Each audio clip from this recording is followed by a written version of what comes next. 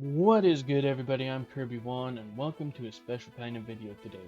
More of a discussion video essay type. I want to preface this video by saying that this is no dig on the Pokemon games. I have thoroughly enjoyed many of them throughout the different generations, and that I will primarily focus on the mainline games. It's not to say Mystery Dungeon or the Colosseum series is bad, it's just not the focus today. Also, I'm sure this topic has been discussed to great lengths already, but I want to throw in my 2 cents for what it's worth. Probably nothing, but at least I get to vent. So, with that out of the way, my first introduction to Pokemon were the Pokemon Yellow and Pokemon Blue versions for the Game Boy. Although I was too young to grasp the mechanics of the game, I still had fun traveling Route 1 with my companion Pokemon for about as long as an attention span as you expect a 3-year-old to have. But like I said, that was just my introduction to the Pokemon games. From there I remember playing Gen 3 on the Game Boy as well, skipping Johto because I really didn't know any better back then upgrading to the DS and playing Generations 4 through 7, and finally ending with the current console, the Switch, playing Generation 8 and soon to be joined by Generation 9. Never missing a game in between. However, all these games piled up in my library, and I have only ever finished the Sinnoh games, being Pearl, Shining Pearl, and Legends Arceus. Although it shakes up the formula, it's still considered a mainline game, and Galar Region's Sword and Shield. And I think that is in large part due to the game being essentially the same thing each time you boot up in a new region. Legends Arceus aside, of course. And that also, the 3 of the 4 games I mentioned, I was able to play on a console and put up on a bigger screen instead of being hunched over a handheld. Yes, I take my posture very seriously, and so should you. But the traditional formula of stepping outside your home, going down the first route, someone says, oh, you can't do that without a Pokemon. Then you get some encounter with the professor, and he gives you your first Pokemon, then you use that Pokemon to catch more Pokemon, then you grind out levels, and then you take on gym leaders, and then Elite Four, and then the champion. Rinse and repeat, all the way up to Legends Arceus. And yeah, it does sound really boring when I put it that way. Rinse and repeat all the way up to Legends Arceus, which decided to shake things up and feel like a breath of fresh air to the franchise. Now, for die-hard Pokemon fans, this probably isn't an issue, but for someone like me who casually enjoys the fantasy of having monsters who use elemental attacks at their side, well, the games get old real quick, and one playthrough is generally enough to satisfy. In my case, one playthrough in one generation was good enough for all the others for a long time.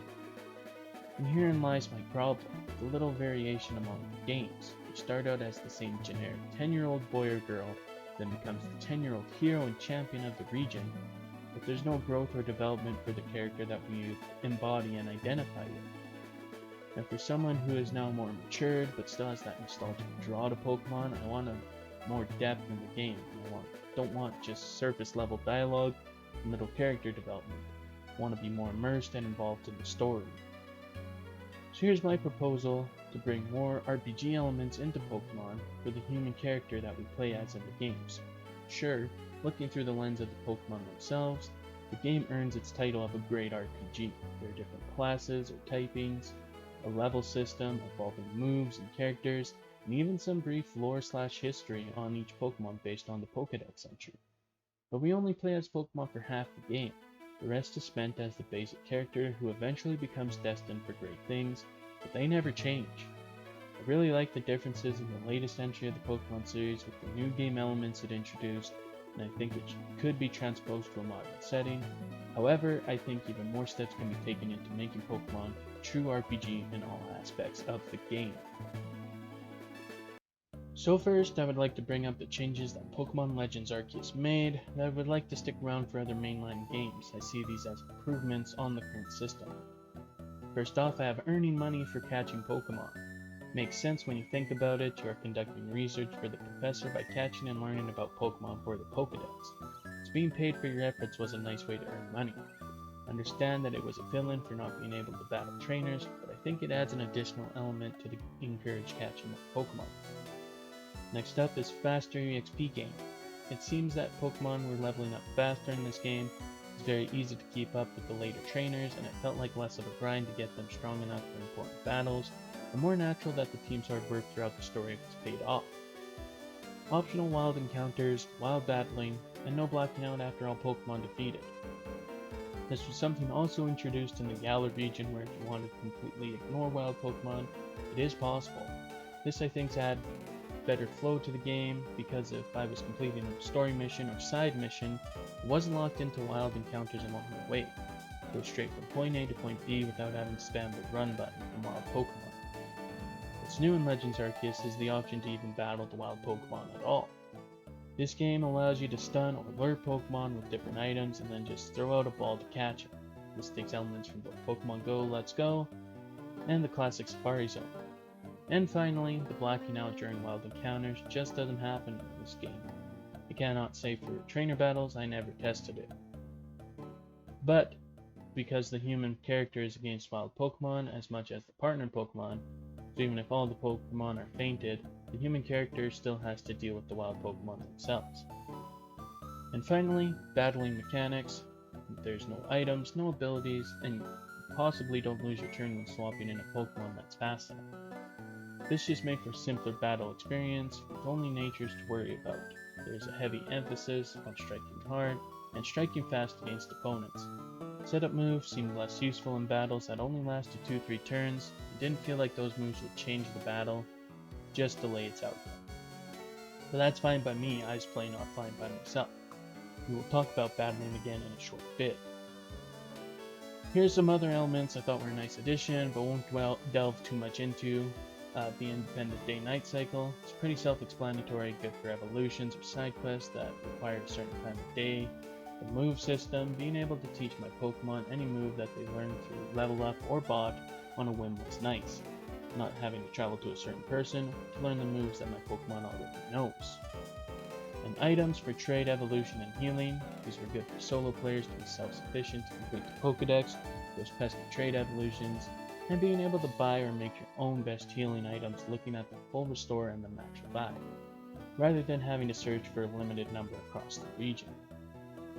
The crafting and resource gathering was good, especially for when money was tight, and not having to always go back to base or camp to get more items, to just make your own in the field.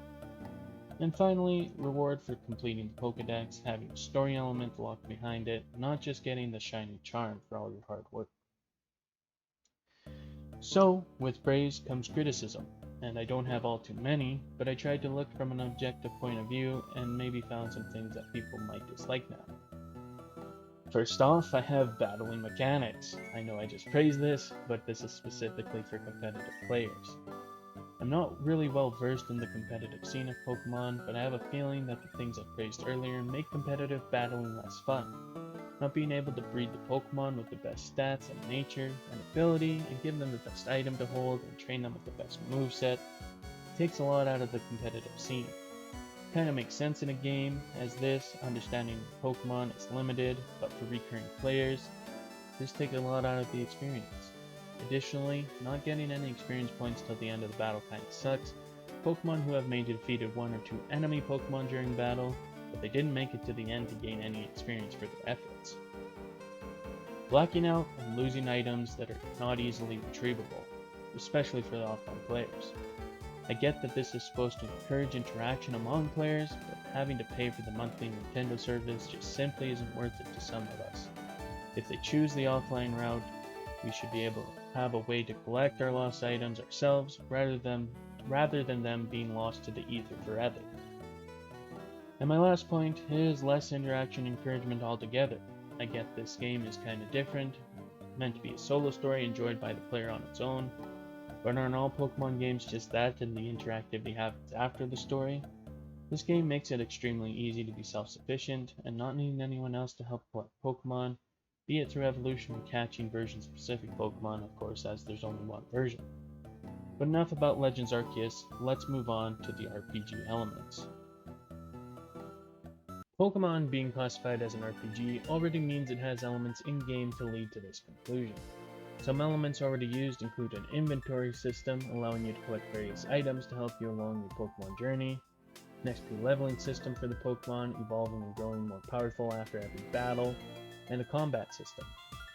These elements can be found in all the Pokemon games since the dawn of Pokemon. They are universal with the franchise, and you generally know what to expect out of a Pokemon game based on these elements. Not to mention that Legends Arceus brings in new RPG elements such as a crafting and resource system, an open world concept, and questing. but I think more elements can be added to make the game even more aligned with the RPG description.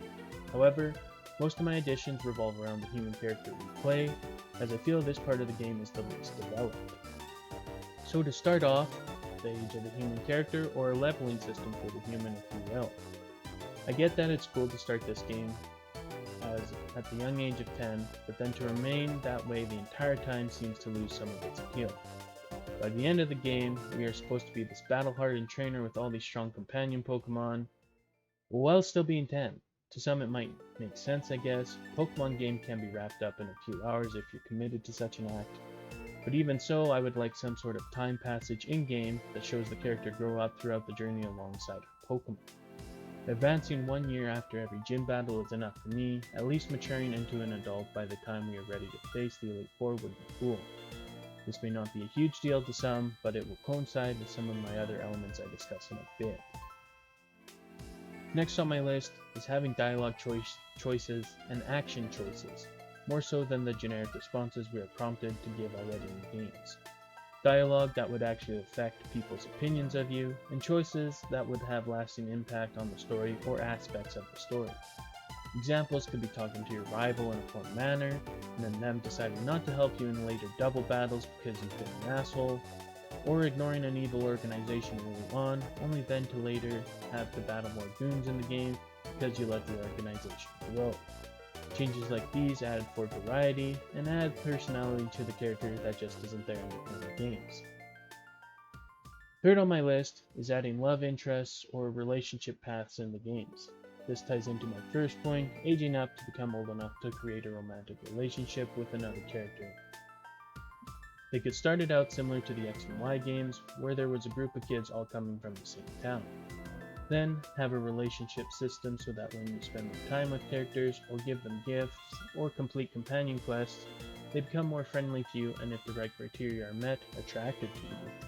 Additionally, when at the end of the game, a replayable factor could be implemented where you have a child with said partner, and then you restart the game as the child of your previous character. The same game would lie before you to restart completely anew, but a few dialogue choices or other aspects may change to acknowledge your first playthrough. I think this would add another dimension to the game to get invested in. It can be simple too, such as the Stardew Valley or Harvest Moon romance system, nothing complex, but just a nice addition to the game that would get players more involved and more emotionally invested at the same time.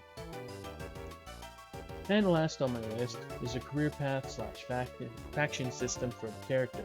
This element would add more replay value as well, I believe.